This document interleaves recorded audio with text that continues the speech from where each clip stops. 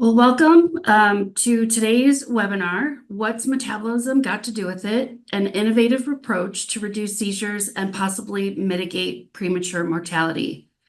For those who may not know PAME, our mission is to convene, educate, and inspire all stakeholders from the bereaved, people with epilepsy, healthcare professionals, advocates, clinical and basic sciences, and death investigators to promote understanding and drive prevention of epilepsy-related mortality.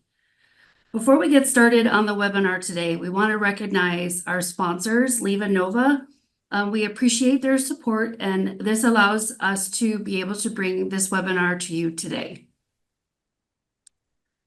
Just some housekeeping as we get started. The webinar features to use if you have a question for our panelists, please use the question feature. This will help at the end when we take questions. And feel free to use the chat feature for talking with the other webinar participants. Also, please know that once this webinar finishes, we usually post it online within 24 hours, and you will automatically receive the recording. It's my pleasure today to introduce our faculty. Today's webinar will be moderated by Dr. Christina Simeone, Associate Professor of Pharmacology and Neuroscience at Creighton University School of Medicine. Dr. Simeone's research on identifying preventative biomarkers and strategies for SUDEP was chosen for the 2020 Best Basic Science Study in Epilepsy Award by the ILAE. Dr. Simeone served as faculty at previous PAME conferences and is also involved in the PAME Research Committee. Our faculty today includes Dawn Martens, mom to a now 19-year-old daughter, Charlotte, with Dravet syndrome. Dawn was instrumental in creating resources with the Charlie Foundation to help other families in introducing and managing the keto diet for their child with epilepsy.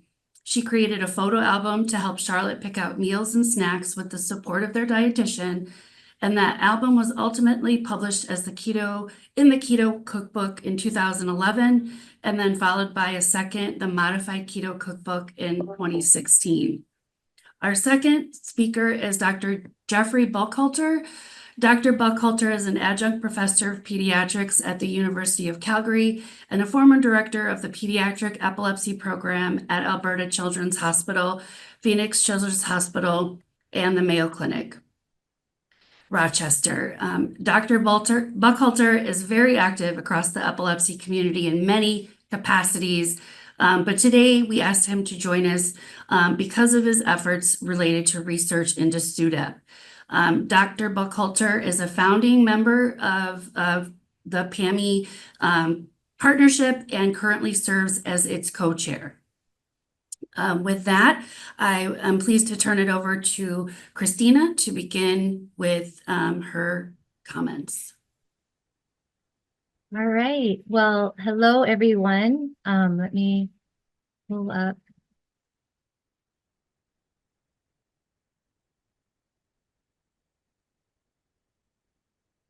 All right, we all set? Hello, everyone. Thank you for joining our webinar today. My name is Christina Simeone. I'm excited to host today's topic with Dawn Martens, who will share her story about using metabolic therapies to save her daughter, Charlotte, and also Dr. Jeffrey Buckhalter, who will give us his clinical perspective on metabolic therapies and some clinical research. I'll today start and introduce a brief history of metabolic therapies, and then at the end, I'll wrap up with some basic science mechanisms that we know underlie multiple metabolic therapies. All right, so let's go ahead and get started with a brief history of our metabolic therapies. So what is metabolism? Metabolism is converting food into energy, and a metabolic therapy then is converting food into a clinical effect. And so a long time ago, if you had a seizure, you were thought to be possessed by a demon, and you were told to go fast and pray. Hippocrates also noted that curing epilepsy can be done through fasting. So in the early 1900s, there was only two anti-seizure medications on the market, but fasting was also used, a water diet and a detox diet, to help people with epilepsy reduce their seizures significantly. However, as we all know, that fasting or water diets can't be used forever because eventually you'll die. And so, the conclusion is when you're fasting, your body uses fat as its primary fuel source. This is a state of ketosis. And so wouldn't a really good anti-seizure strategy be to trick your body into thinking it was fasting? And so hence we came up with some metabolic therapies where you could still eat food. And so there's still sustenance there, but your body thinks it's ketotic. And so hopefully that would then exert those amazing seizure reducing and seizure preventing effects. So in the early 1900s, there was a starch-free and sugar-free diet. And then in the 1920s, Johns Hopkins was involved in studying ketosis, and the term ketogenic diet was actually coined at the Mayo Clinic. And that's where we started using it for long-term treatment with people with epilepsy. And all of these early documentations of metabolic therapies did, in fact, result in significant seizure reduction and seizure prevention. And that was used for a bit of time as a very effective way of treating seizures and epilepsy, with the premise that when your body uses fat as the primary energy source, seizures can be reduced or prevented. However, in the 1930s, some anti-seizure drugs came up on the market and more after that. And that ultimately ended up with the fading away of the ketogenic diet from use. Until it is around the 1990s when it was rediscovered by Jim and Nancy Abrams. Their son, Charlie, was diagnosed with very severe seizures and epilepsy at a young age. And after doing a bunch of research, and they found out about the ketogenic diet, they worked with neurologists to put Charlie on a ketogenic diet. And within a month, he was seizure-free. He was on the diet for 5 years, and he's still seizure-free today. Dawn, you work with Jim, so you can correct me if I'm wrong on that, but that's my understanding. That's correct. And so the family started the Charlie Foundation to promote the use of metabolic therapies as a resource for knowledge, and also to increase and improve and promote research in metabolic therapies. All right, so with that, let's see. I'm going to hand it over to Dawn. So Dawn is a ketogenic mom, an author, an advocate, and a pioneer. She authored the first cookbook on medically supervised ketogenic therapies, and she'll share her story now about using the diet as a treatment to save her daughter, Charlotte. So Dawn, go ahead. Thank you, Christina. Thanks for having me, everybody. I just thought that rather than, making a formal presentation, some of our family pictures, in particular, the pictures that happen between the photos that you save, kind of really demonstrate our story the best. So what you see here is just the beginning of our story. Charlotte is our first child, and she was a healthy full-term infant and an unremarkable pregnancy and birth. By the time she was 4 months old, she experienced her first seizure, which was a partial, prolonged seizure that was only her right arm jerking. And, at 4 months old, baby's arms jerking and, having lots of reflexes is something, that you see a lot. But I have a background working in behavior therapy, and I had seen a lot of clients have seizures, and I knew that this was a seizure. And I also didn't think it was a typical febrile seizure.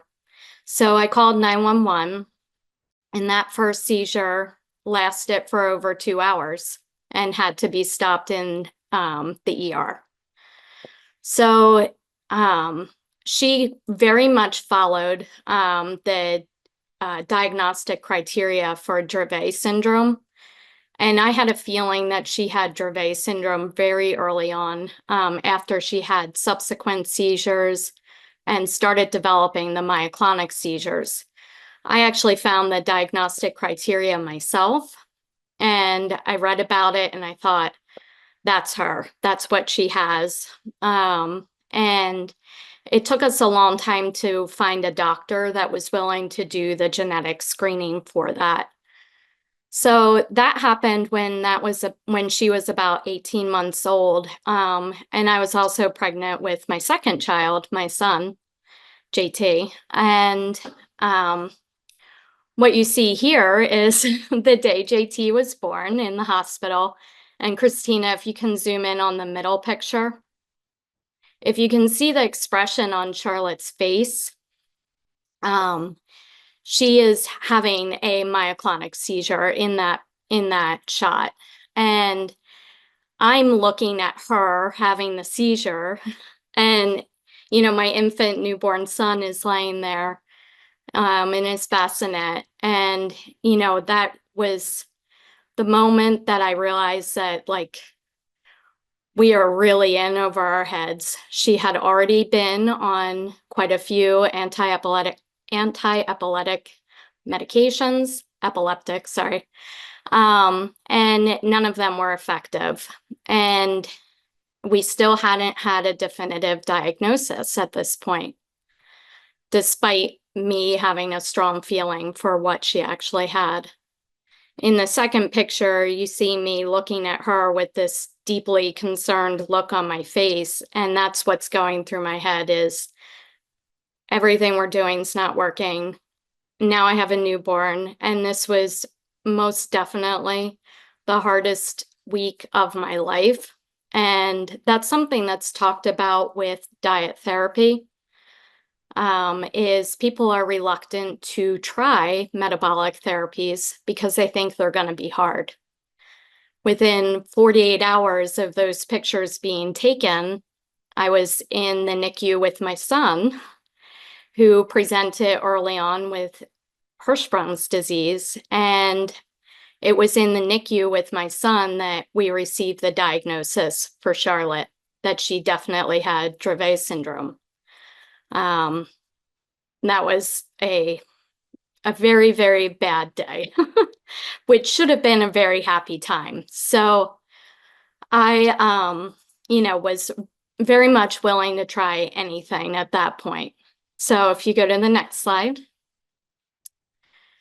Very quickly, after my son was born, he had some health issues that we had to deal with for him, but we pursued a new doctor and somebody specifically that would try the ketogenic diet with us.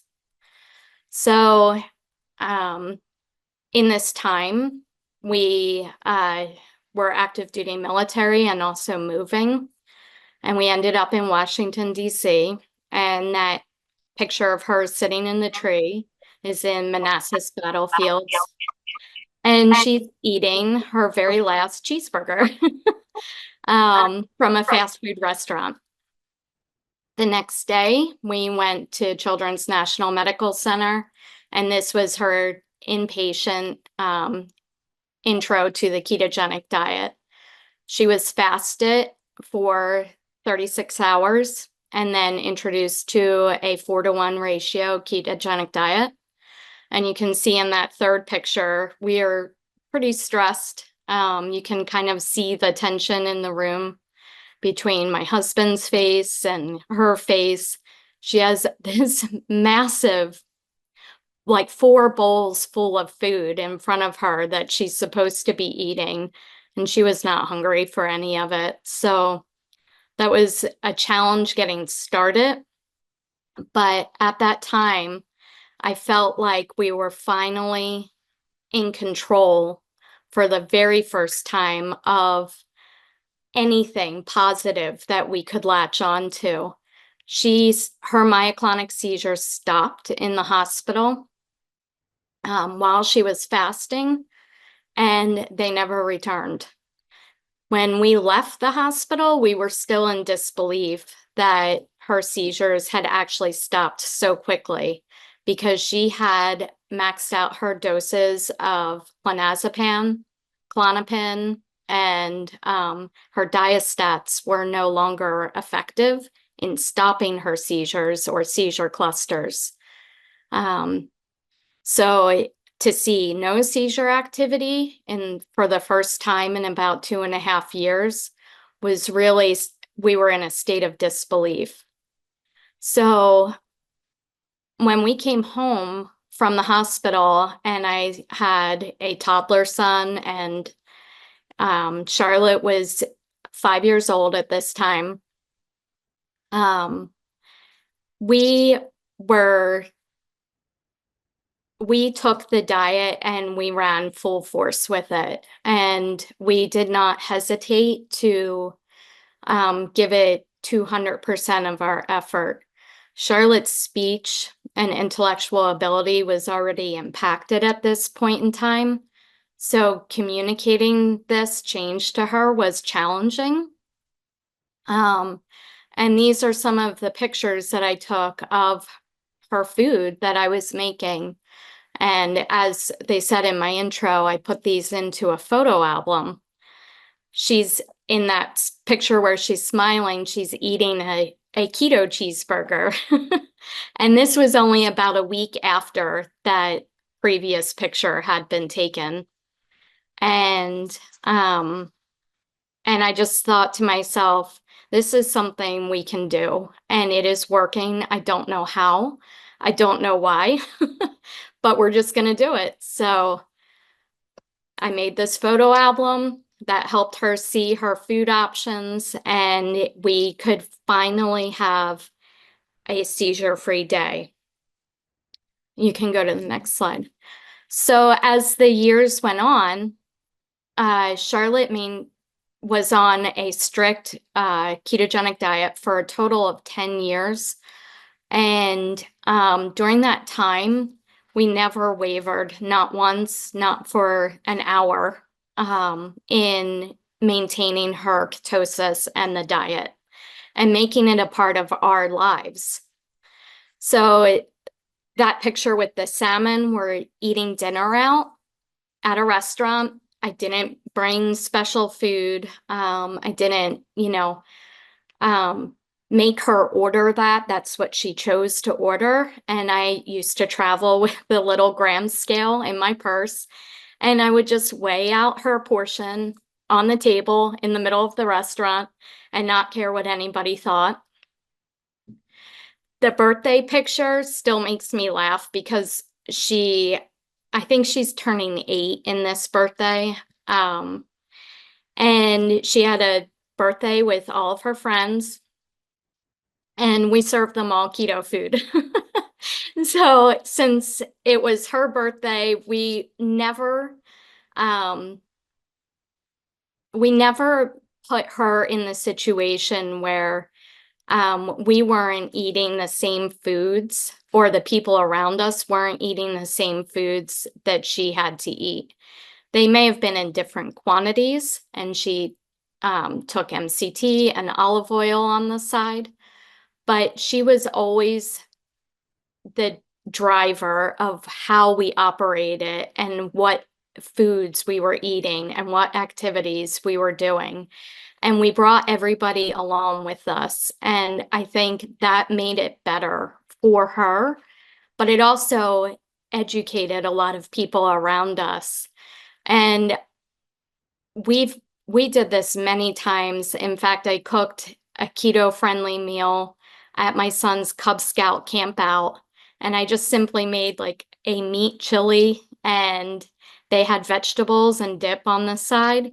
And not one kid, this was about 15 to 20, 8, 9-year-old boys, and not one of them complained about their meal. And all the parents thought it was fantastic. So I always like to remind people that when they think changing your diet is going to be hard, that when you have kids and you dream about having kids, or you think about how you want to feed your family, you never think about dreaming about feeding them junk food or unhealthy processed food. I mean, even the marketing for baby foods and things like that is very much geared towards presenting this natural, clean type of diet, that's simple and wholesome. And that's exactly what a ketogenic diet is simple, whole foods. This picture of her sitting at our table is a school event that she came home from on Valentine's Day, where their school had a no food policy. And yet she still came home with an entire treat bag full of candy and Valentines from her classmates. And we let her have them and collect them. And then we made them just disappear. She's actually sitting there eating a snack, looking at all the candy and playing with it. But you can see 2 syringes of oil in the background, and she's eating a Baby Bell cheese and drinking a big glass of water. And you know, she didn't mind that. That wasn't an issue for her because she never grew up eating that. So as the years went on, those books were published. She continued on the diet, and I began working more closely with the Charlie Foundation. And that's a picture of me and Dr. Freeman in 2012 at one of the Charlie Foundation conferences in Chicago. And I was very grateful to have been able to meet him and thank him for his early work. You know, he he was one of the last remaining doctors at Johns Hopkins in the 90s when Jim and Nancy found him and Charlie was treated by him. And then that's me and Charlotte just last year. She's 19 now and still eats a low-carb diet, although we no longer need to weigh her food. And every day she still takes MCT oil. She is still on medication, but we've found a very happy balance, and her seizure frequency has settled about 1 tonic-clonic seizure per year for the past 6 to 7 years now. And for Dravet syndrome in particular, that's a very, very good outcome. So I'm happy to answer any questions at the end. But otherwise, thank you for having me. Thank you, Dawn, so much for sharing your experiences with us. I remember the very first time you told me your story, and every time I hear you just retell it, I'm always very inspired by your determination to control Charlotte's seizures. And I'm also always amazed just with how effective and how well the metabolic therapy worked with Charlotte. And so thank you again for sharing. And I'd like to now move on to our next speaker. Oh, before I do that, I want to quickly say that in addition to the ketogenic diet, which is what Dawn was just sharing with us and talking about, there's many other metabolic therapies as well. You can just adjust the ratio and the types of fats and proteins and carbohydrates. They are mowing the campus right outside my window, so I'm sorry if you hear that. But you can just adjust the ratios of these in order to achieve a clinical effect. So we have ketogenic therapies, caloric restriction, an Atkins diet, modified Atkins, low glycemic, a 5 to 2, just 5 days on, 2 days off, a Mediterranean, or just supplementing with different ketone bodies or fatty acids. Metabolic therapies are in widespread use. They started in epilepsy, but they're very popular among athletes and ultra athletes. They've been used to treat cancer, neurological disorders, outside of epilepsy, neuropsychological disorders. They reduce depression, improve autistic behaviors, and reduce anxiety. They're also used to treat autoimmune disorders, endocrine disorders, neuromuscular disorders. They're a very effective anti-inflammatory treatment, and they are used to treat chronic pain. So now I would like to introduce Dr. Jeffrey Buckhalter, and he is, as many of you know, a neurologist, epileptologist, advocate, and a leader in the fields of epilepsy and metabolic therapies. And Dr. Buckhalter, I'm not sure if I had a chance to congratulate you. You were the recent recipient of the Roger and Mary Brumback Lifetime Achievement Award. And please go ahead and take it away. Thank you, Christina, and thank you, Dawn. I really can't think of a more inspiring presentation as to the power of ketogenic diet and what a big part the success is dependent upon the family. Can you see my screen now? Yes. Okay. So thanks for asking me to participate. I'm going to try and be a little on the brief side because I think we all want to get to the modern science that underlies metabolic therapies. Uh, One of the things I want to emphasize is in the title, as Dr. Simeon just said, there are multiple metabolic therapies, and although we tend to talk about the ketogenic diet, there really are others that are in existence. And then the other point is it's not just an epilepsy, it's the epilepsies. When talking about epilepsy surgery or medications or devices, they're pretty specific for one type of epilepsy or another. And in thinking about what are the available modalities of treatment, how many can we think of that addresses many different types of epilepsies and seizures? I can't I can't think of another. So what I want to do, relatively briefly, is focus on the big question that I see in my with my colleagues. Does it work? Does metabolic therapy actually work? And what seizure types and what are the age considerations? And I'd like to make the uh, point that it certainly does work, and as a community of epilepsy professionals, we need not to question that anymore. Excuse me. I was very fortunate. I did my pediatric neurology residency at Boston Children's Hospital. So from the beginning of my life as a child neurologist, the ketogenic diet was an option.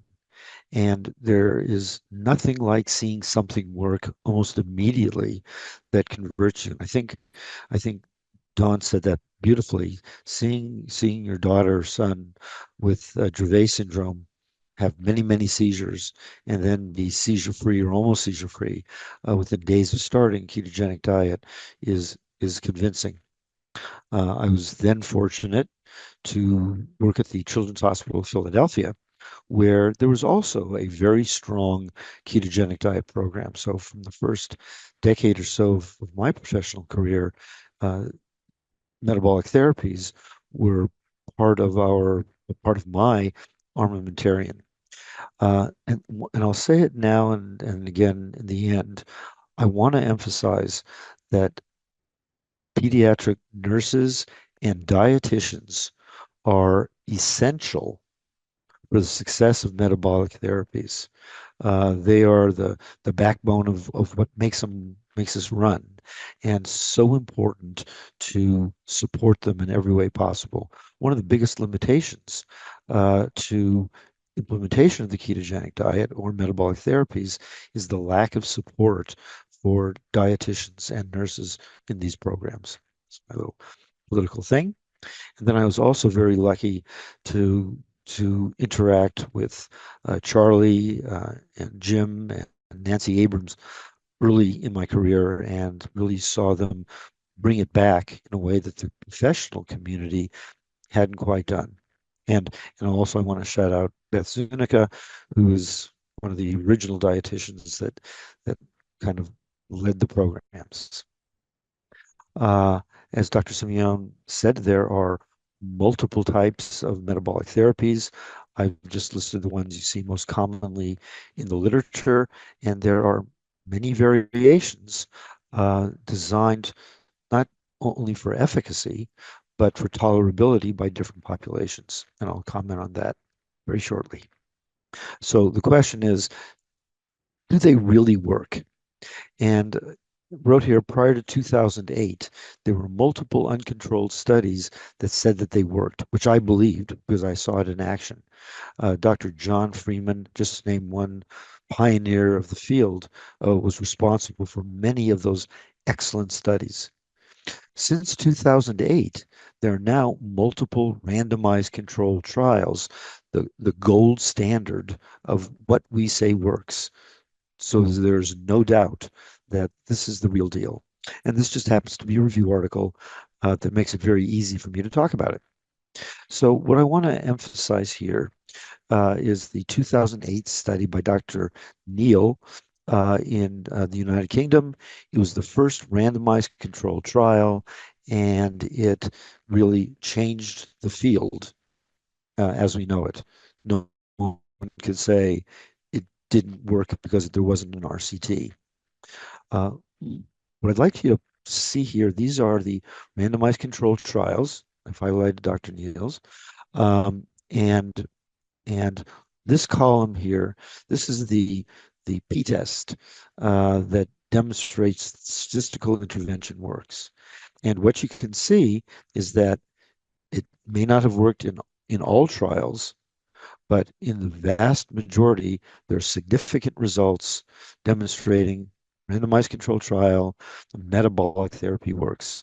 And these are from the UK, from Iran, Scandinavia, so across the world. So that's children and adolescents. What about babies? This is a review article that describes use of the ketogenic diet in infants.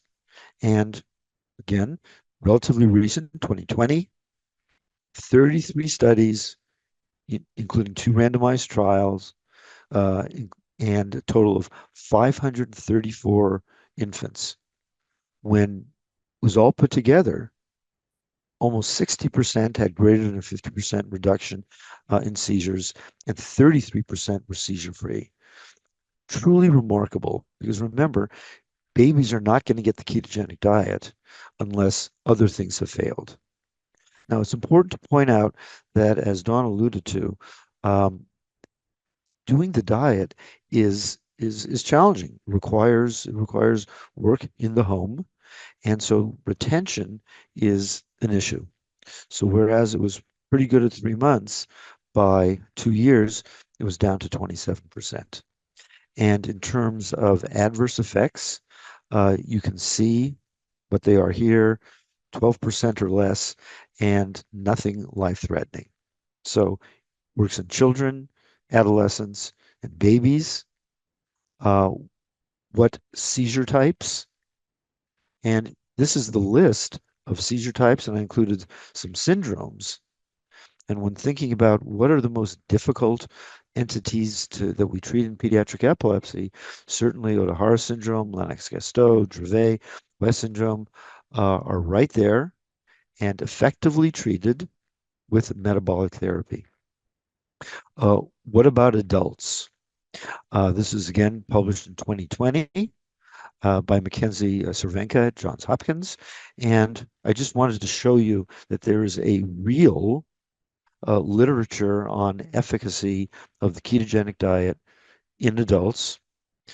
This is the summary, 21 studies. The first one was in 1930, and then there were none until 1999, until the current time, including 3 randomized control trials. And again, I'm not going to read the numbers, but what you can see is that in terms of greater than 50% seizure reduction, the numbers of 48%, 34% in intractable adult epilepsy is very impressive.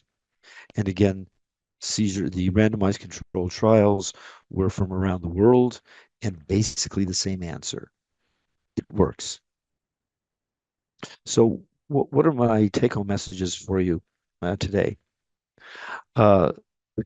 Just to be incredibly redundant, apologize. Let it never be said that there isn't a very strong evidence base for the efficacy of metabolic therapies. These should be discussed with the patient and or caregiver sooner rather than later, because it's tragic when a child or adult has been on 10 anti-seizure medications and they haven't seen a metabolic therapy that can possibly work and frequently does. The discussion should be tailored like any other therapy in epilepsy, according to the type of epilepsy, seizures, age, and lifestyle preferences. Adults like things that are more compatible with lack of dietary control, meaning having to weigh things out. So LGIT might be useful. An infant, very simple to bottle or tube feed if you need to. So again, very different, but available. Again, my redundancy, recognize and support the crucial role of dietitians and nurses, because without them, the number of effective metabolic therapies would be dramatically reduced, if any. There are guidelines for diet administration. This isn't something that one has to make up without guidance. And Eric Kosoff has published those actually twice in the last few years. And finally, please take advantage of advocacy support. The Charlie Foundation is #1 with regard to metabolic therapies, but certainly Epilepsy Foundation is another, and local support groups. Finally, does the ketogenic diet or metabolic therapies prevent SUDEP? And this was again, review from just a couple of years ago. And regrettably, we find that although there's strong evidence for anti-seizure medications in epilepsy surgery preventing SUDEP, neurostimulation, there's some evidence. Nocturnal supervision, there's some evidence. There's no evidence that metabolic therapies prevent SUDEP. But it certainly makes sense, because we know that the #1 risk factor for SUDEP are motor seizures, tonic, clonic, any combination thereof, and metabolic therapies are effective in these seizure types. So with that, I will thank you for your attention and turn it back over to Christina. Thank you very much, Dr. Burkholder, for sharing the clinical experiences. Did the lights just go out at your in Atlanta there?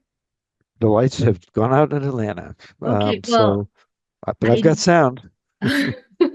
well, if you're not with us at the end of this, thank you so much. And I'll pass along some of the comments to you, and perhaps we can post some of your responses to some of the comments after the webinar. But if you're able to continue joining, I'll stay as long as I can. Okay, great. Well, stay safe, because I know you're in the path of the hurricane that's out there. So thank you. Thank you, Christina.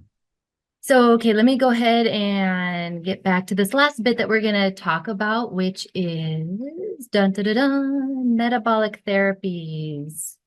And all right, so can somebody tell me, is the presentation up and running?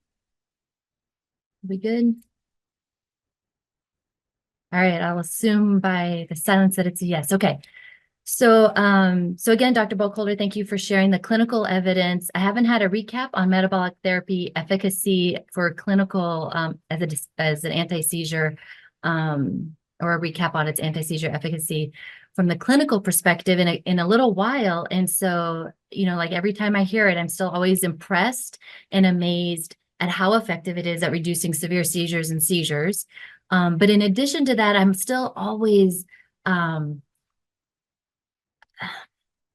disappointed a little bit that it's not something that's discussed more among clinicians. And so I'm hoping that maybe with this PAME webinar and moving forward, that we can really start to encourage metabolic therapies as part of the conversation, especially when we're talking about severe seizures and SUDEP risk. So a little bit about me, Dr. Christina Simeone. I grew up with metabolic therapies as a graduate student. I worked with John Rowe, who was also another advocate for metabolic therapies, clinical use and research. And so today I'm just going to give you like about 15 slides of basic science mechanisms. We don't know all the mechanisms of all the therapies, but we do have a firm appreciation of some of the mechanisms that underlie multiple therapies. And so I'll talk about this from a 5,000-foot view to a 10,000-foot view. We're not going to be lost in the weeds here.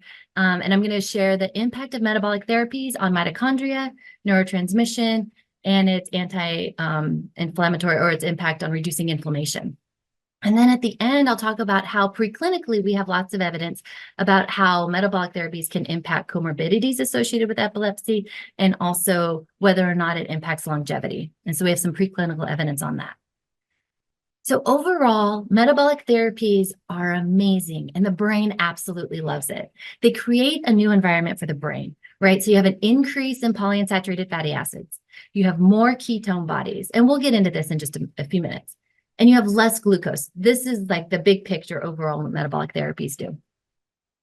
And this combination, this brain environment, has many beneficial effects. They provide more efficient fuel for ATP. They stabilize mitochondria. They stabilize neurotransmission, and they reduce inflammation. And collectively, with some of the mechanisms I'm going to share with you today, you can kind of start to understand and appreciate how, when Charlotte started on the ketogenic diet, her seizures went away so quickly. With severe seizures, we know that there is an increased risk in mortality, which is why we're hosting this PAME webinar, so we can talk about that. But with severe seizures, you also get injury in the mitochondria, and that's associated with severe seizures. And when you have injured mitochondria, that can actually injure more mitochondria, and it can cause cell injury, and it can also cause cell death. Severe seizures are also associated with hyperexcitable networks and increases in inflammation. So you can see now and appreciate that the problems that can happen with severe seizures, how metabolic therapies really nicely align at treating those problems. So now we're going to dive in just a little bit, not too much. Overall, we'll start with the more efficient fuel for ATP generation, how metabolic therapies can do that. So on the left, we have metabolic therapies represented by the avocado, and on the right, we have the Western diet represented by the donut. So initially, both sources of food will be metabolized to provide energy, right? And this is the metabolic pathways that we're going to be talking about in detail. No, I'm just kidding. But overall, with metabolic therapies, you have less glycolysis. So glucose gives you 2 ATPs net yield at the end, and we have a lot less of that because we have very little glucose. We have a lot more fat. And so you're going to have a lot more fatty acid beta oxidation. So this is how everything you're putting in your mouth is getting broken down and digested or metabolized. So you have a lot more fatty acid beta oxidation. So you have more fatty acids, you have more polyunsaturated fatty acids. We got some favorites. We got our arachidonic acid, our EPA, our DHA. And just so you can kind of appreciate these bigger chain fatty acids, they have a lot of carbons. So something with like 16 carbons, one of the fatty acids, it can give you over 100 ATP molecules. So it is a much between beta oxidation and mitochondria. So it's a much more efficient fuel for ATP generation. And this is really important. And we'll talk about why in just a minute. In addition to fatty acids and polyunsaturated fatty acids, you also get an increase in ketone bodies. Acetoacetate, beta hydroxybutyrate, and acetone. And so what I'm about to tell you in the next 12 slides or so is just how amazing these things are in your brain. And so I am always filled with a sense of awe. Oh my gosh, they're amazing. And I'm hoping maybe in the next 12 slides or so, you may also have the same feeling. So let's start at the beginning. What's being metabolized? We have different metabolic therapies up here at the top. We have a ketogenic diet, caloric restriction, medium chain triglyceride, modified Atkins, low glycemic index. We have a change in our fuel source. We already talked about that. More fatty acids, ketone bodies, less glucose. Okay. We have a changed environment in the brain. And we've identified important cellular modifiers that occur with this metabolic reprogramming that happens with metabolic therapies. And it's fantastic. It's an environment your brain loves. So here are 2 very simplified schematics of some of the mechanisms of metabolic therapies and how they may exert anti-seizure and neuroprotective effects. I am going to be just giving you, a really high-level overview. I'm not talking about each diet and each mechanism. There's a lot of overlap, but not all of them do every single thing. So we're just staying at like a 5,000-foot view. If you're interested in very, very specific details, feel free to email me at any time. All right, so what we're going to do is we're going to talk about how all of these mechanisms impact mitochondria, neurotransmission, and inflammation. So we'll start with mitochondria. All of these mechanisms here impact mitochondria. And so first, let's talk a little bit about mitochondria so that we can appreciate how metabolic therapies can improve mitochondria. So let's go back to Biology 101, just to give everybody a quick refresh. So here we have a synapse that I drew with some little mitochondria. I'm really proud of these little guys. We have presynaptic and postsynaptic mitochondria. Here we have a little mitochondria at the synapse. And so we're going to zoom in on this to see how he actually works in action. So typical function of your mitochondria. You have substrate come in, and an electron gets pulled from it at complex 1. Substrate comes in and feeds complex 2. An electron gets pulled. Membrane potential is generated. So we have the protons get pumped out into the intermembrane space. Protons are getting pumped out from the matrix. The electrons are getting passed down our electron transport chain, right? Complex 1, 2, complex 3, and complex 4. Over here at complex 4, we have the conversion of oxygen into water. This is where your body consumes oxygen here at complex 4. All right, so the passing of those electrons, they build that proton gradient. And that proton gradient, as we may remember from biology classes, is what is responsible for actually pumping our ADP, ATP conversion at complex 5. So this is responsible for driving ATP production here at complex 5. There are kinetics that limit how fast this can go, and sometimes our electron transport chain goes a little bit faster than what our complex 5 will allow. And in this case, mitochondria are outfitted with these amazing uncoupling proteins. So these little guys, in the presence of fatty acids have a negative tail. They grab a proton, they shimmy down the uncoupling protein, and the proton is dumped into the matrix. And so here you're able to uncouple or dissipate that proton gradient. And so you can allow electron transport to happen at the rate that it wants to happen at. And ATP is getting produced at its rate that and it's happy at. And it allows the electrons to get passed with a really high reliability. So let's see, we have ATP being produced. ATP gets exported into the cell. Here we're at the synapse. And so it now allows the ATP to get used for synaptic transmission, right? What else happens? We have our electrons. They get transported by ubiquinone and cytochrome C. But some of them, not all of the electrons actually make it through the electron transport chain. Some of them actually grab and hitch a ride with molecular oxygen, and that turns into superoxide. So that's like the mother of all reactive species, reactive nitrogen and reactive oxygen species. So superoxide ends up creating the other reactive species, which we don't have time to talk about today. As an oxygen can readily diffuse through membranes. That's how it gets into the mitochondria. Superoxide can go ahead and diffuse out, and it'll act, locally. So with reactive species, now it's important to understand that at really, really low levels, they're actually pretty good signaling molecules, and we actually need them at low levels. But we don't want there to be too many of them.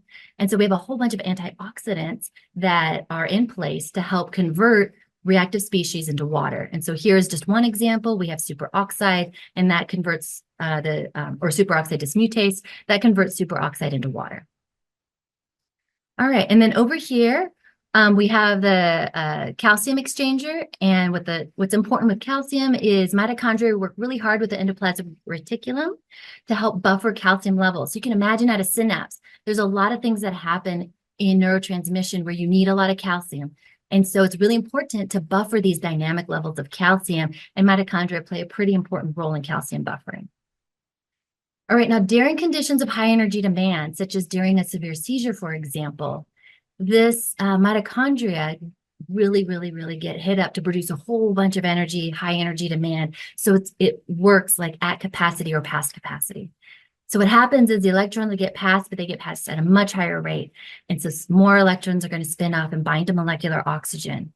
And so that's going to create more reactive species like superoxide. Superoxide can then go and actually bind to a pocket in complex 1.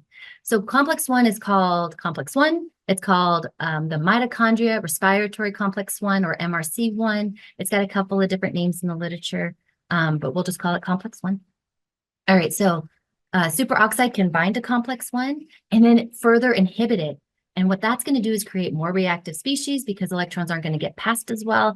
And it'll slow down ATP production because it's slowing down the rate that proton gradient can be built. So you have kind of a dissipated membrane potential. And because of that, you're going to get less ATP production. And then there's also going to be a dysregulation of calcium. Because of all of these other problems. And we don't have time to go into all the mechanisms of calcium regulation, but that's a whole nother fascinating role of the mitochondria. But eventually, bottom line is if there's too much calcium in the mitochondria, permeability transition will happen in which the pore opens up and a lot of cell injuring and cell death signals are released from the mitochondria, and it can cause a lot of injury locally, but it can also cause cell death. which is something we kind of want to avoid when possible. Reactive species can also be really damaging because they can, a lot of the reactive species can interact with proteins, nucleic acids, or mRNA, and DNA, and it can act with like proteins, receptors, membranes, lipids, and it can cause a lot of damage just locally. And if you have a lot of mitochondria that aren't working quite well, that can end up causing a lot of damage and injuring the entire neuron. In addition, reactive species can also promote inflammation. And so keeping reactive species at a really low level also helps kind of reduce inflammation as well. So why would dysfunctional or impaired mitochondria be problematic? Well, one very important thing. So here is a neuron. Every little yellow speck here is a mitochondria. So there is estimated around 100,000 or more mitochondria per neuron. You can see at this synapse here, we have mitochondria at the presynaptic site. The mitochondria are these little oblong dark specks, places, the little organelles here. So this is the presynaptic site and the postsynaptic site. So we have a lot of mitochondria here. The reason impaired mitochondria are problematic is because synaptic transmission is very, very, very, very, very expensive. It costs about 100 ATP molecules to transmit one quantal unit, and a synapse can consume around, it's estimated, 2,300 ATPs per minute.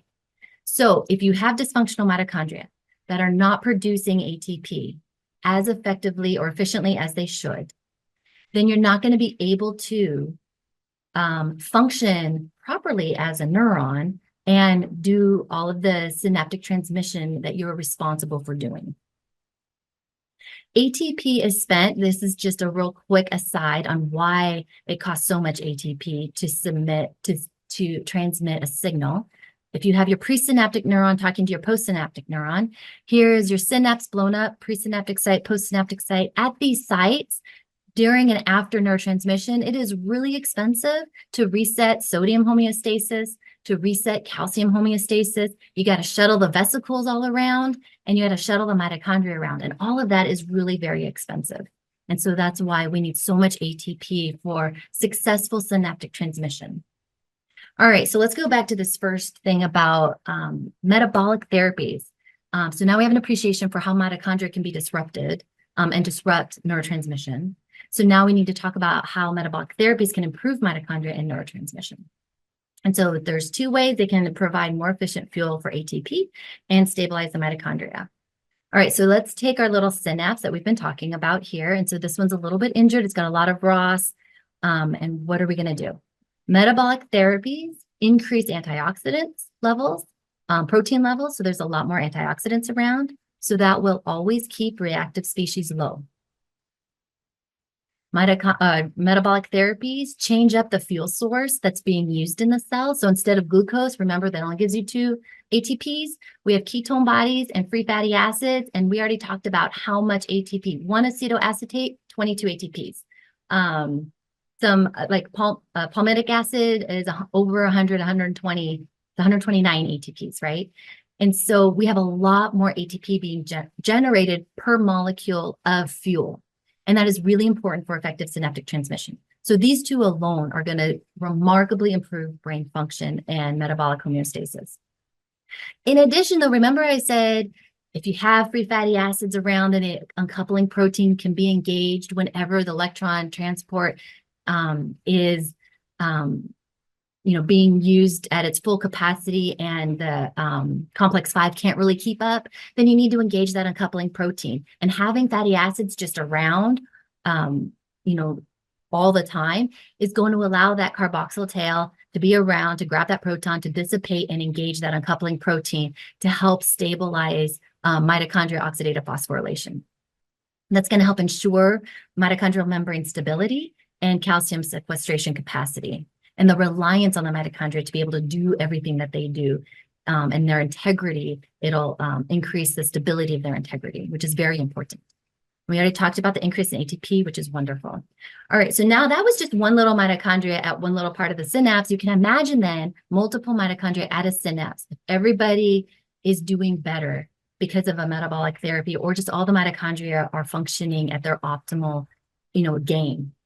Then when you have something like a trisynaptic circuit in the hippocampus, which is super important for learning and memory and information processing, then when you have the trisynaptic circuit, you have your dentate gyrus granule cells projecting to CA3, CA3 projecting to CA1, lots of synapses, lots of mitochondria. If they're all impaired, this could be problematic in this trisynaptic circuit. If they're all in their optimal, working optimally, then this is going to be a more efficient network for processing information.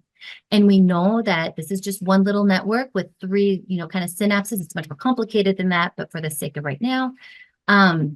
But in order for brain circuitry to work, for you to have things like cognition, executive function, complicated behaviors, sleep, those require circuitry. And so then you need multiple networks to be running optimally together in order to create circuitry. So metabolic therapies then would be very effective in promoting circuitry homeostasis as well. Kind of like zooming all the way out here. All right, so now if I was teaching right now, I would tell everybody, take a quick break, stand up for about 60 seconds, stretch, shake it off before we go into our next topic. But we can't do that right now because of time. So if you're, watching this webinar, feel free to take a moment and stretch, do what you need to do some yoga. But we're going to go ahead and move on. So we have what the first round of mechanisms I just talked about. Those were all promoting mitochondria health, right, and optimal functioning. So now we're going to go into this next round of mechanisms here. And I think it's just like 2 slides, maybe 3. And then we'll go into the 2 slides about comorbidities and longevity. All right. So here we have all of these mechanisms. I'm going to wrap it up into 2 overarching themes: stabilization of neurotransmission and anti-inflammatory effects. So in addition to all the ways we just talked about, when we have more ATP, they get exported through the pannexin channels. ATP gets converted into adenosine. Adenosine acts on its receptor, A1 receptor. This is an inhibitory receptor. The end result of all of this is if you have more adenosine and hyperexcitable circuits, then that will help promote an attenuation of that hyperexcitability, right? And it'll stabilize that neurotransmission. And I just got 3 minutes to go, I think. I didn't realize time was going so fast. We have ketone bodies that can increase GABA, which is also inhibitory in neurotransmission. Ketone bodies are absolutely amazing. In addition to doing all the things that we've already talked about, they can block mitochondria permeability transition, which is going to reduce the cell death signals.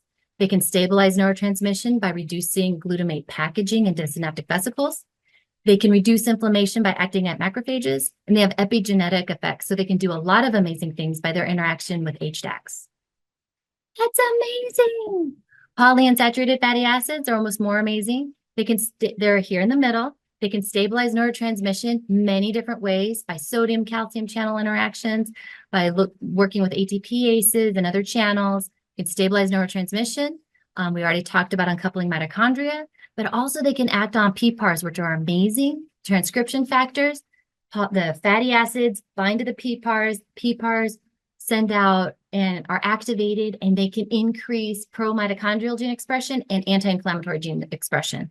So imagine having this around at all places of your brain all the time. You just have a bunch of EMT crews like at the ready. That's amazing. So there's lots of other mechanisms with PPAR activation that can help promote brain homeostasis and redox balance, reducing a lot of inflammation signals. These are a list of some anti-inflammatory effects of metabolic therapies. Sirtuins get activated to repair DNA and do some other things as well. We don't have time to go through all of these. But what I want to just kind of reiterate here, as we're kind of losing time, is that metabolic therapies give you constant dosing of all of these amazing mechanisms, and they are continuously providing you with beneficial effects, all of these beneficial effects to stabilize homeostatic neuroplasticity at the synapse, at the network, and at the circuit, which is pretty amazing.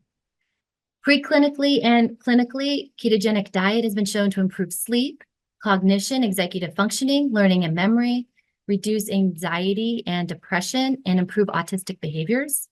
There's evidence suggesting it's disease modifying and anti-epileptogenic, but let's think about the impact of it on longevity. So metabolic therapies outside of the field of epilepsy are known and associated already with increasing longevity. And the Western diet actually alone with aging is associated with reducing longevity. Impairing mitochondria, creating dysfunctional mitochondria. Complex 1 gets injured. There's less antioxidants, more reactive species, more inflammation. And so, excuse me, so what a metabolic therapy can do over a long term is provide beneficial effects long term, where even a Western diet therapy or a Western diet won't do that with just natural eating. Kind of like supporting that Chinese idiom that disease enters by the mouth. That would be the Western diet there. The impact on longevity then in terms of SUDEP specifically, you need to reduce severe seizures, and that would reduce the risk of early mortality, seizure-induced early mortality. And in 5 preclinical models of SUDEP,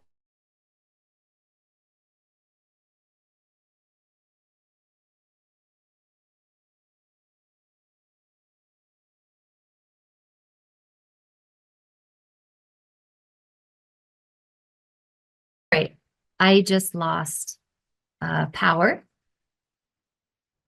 And are we still? There you go. You are back on. Okay. So, But we are 5 minutes over time. So if we want to cut to questions, or I'm not sure how much you had left to go. this was it. This was just Okay. saying that in 3 preclinical models of SUDEP, some of the animals treated on ketogenic diet did become seizure-free. So that would suggest that perhaps in these animals, that if they were seizure-free, they would definitely have a seizure-induced early mortality event would have been prevented. And so with that, I would just like to say, in my opinion, yes, metabolism has a lot to do with that. So thank you. Sorry for going over, everyone.